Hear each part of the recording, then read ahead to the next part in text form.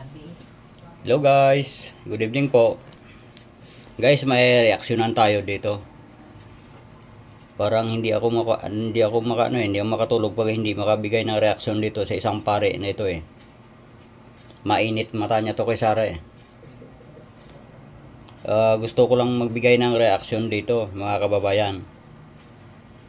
Kasi itong pare nito para wala na yata sa hulog utak nito eh.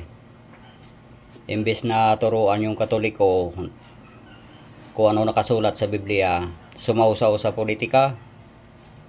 Ito, ang dami niya sinasabi dito oh. Pakita mo ng picture, huwag mo nang banggitin pangalan.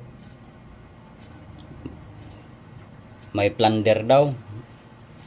Ano to? Bribery, graft. Ito ang paratang niya kay Sara oh, ang dami. Pa-impeach niya daw si Sara.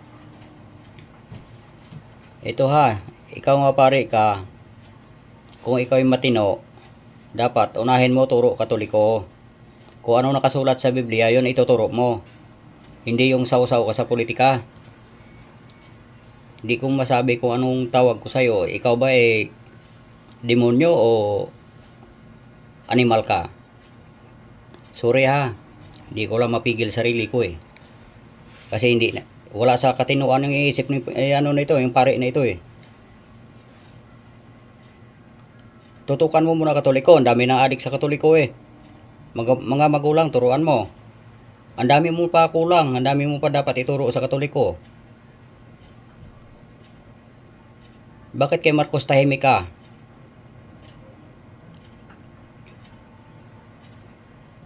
Si ano to? Ano to? Si Flaviano Villanueva. Hindi kita pwede tawagin Father. Alam mo kung bakit? Labag sa Biblia yan. Nagpapatawag ka Father. Sabi sa Biblia, turuan kita. Ang Father ay isa, nasa langit. Hindi ikaw yon, tanga. Gago kang pari ka.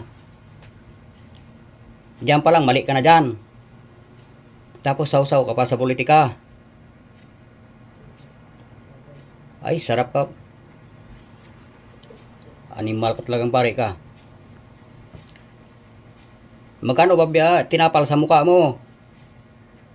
Nagtatanong ako, magkano tinapal sa mukha mo? Bakit tahimik ka Marcos? Confidential ni Marcos, bilyon-bilyon. Tahimik kayo. Si Martin, sigaw ng Pilipino, magnanakaw. Tahimik kayo mga pare kayo. Sarap kamurahin yung Flaviano. Pare ka pa naman. Hindi ka karapat dapat sa pare. Dapat lumabas ka dyan. Hula ko, bayaran ka eh.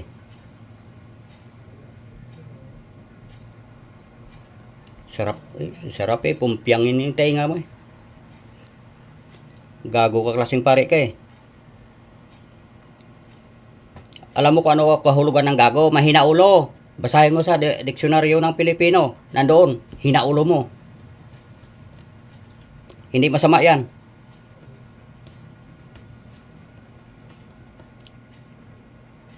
Talagang naglabas na ako ng sama ng loob dito sa mga ina nyo. Sa korupsyon, tahimik kayo.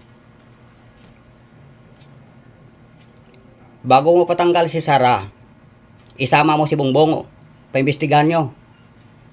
Bilyon-bilyon confidential fund niya. Kung hindi ka bayad, pare ka. Yun lang masasabi ko mga kababayan. Itong pare na wala nang magawa sa buhay ito eh. Hindi mo nga maturo sa Katoliko yung tamang asal. Sasali ka sa politika.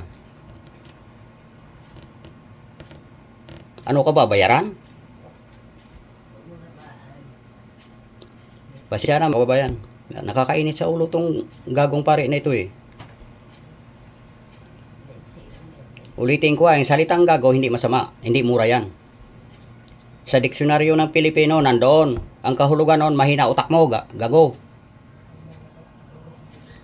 Hanggang dito lang mga kababayan. Kakainit sa ulo tong pare na ito eh. Ingat tayo lahat mga kababayan, hanggang dito na lang.